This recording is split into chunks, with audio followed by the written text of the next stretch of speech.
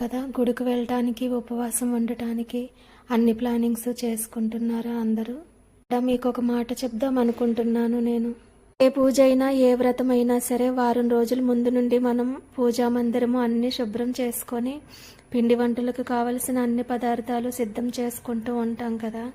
ఎందుకంటే ఒకేసారి పూజ సరిగా చేయలేమేమో అనేసి పూజా మందిరాన్ని కూడా వాడిపోయిన పువ్వుల్ని అన్నింటిని కూడా దుమ్ము ధూళిని శుభ్రం చేస్తూ ఉంటాము.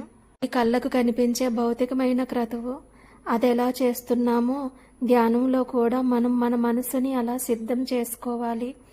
అంటే అప్పటి వరకు ఏదో ఒకటి మాట్లాడుతూ ఏదో ఒకటి చూస్తూ ఉన్న మనము సడన్గా ధ్యానంలో కూర్చునేసరికి అవే రిపీట్ అవుతాయి. అందుకే ధ్యానానికి కూర్చునే 2 గంటల ముందు నుండి కూడా మౌనంగా ఉండటం మంచిది. కొంచెం వివరంగా లాంగ్ వీడియోలో చెప్తాను. అరుణాచల శివ.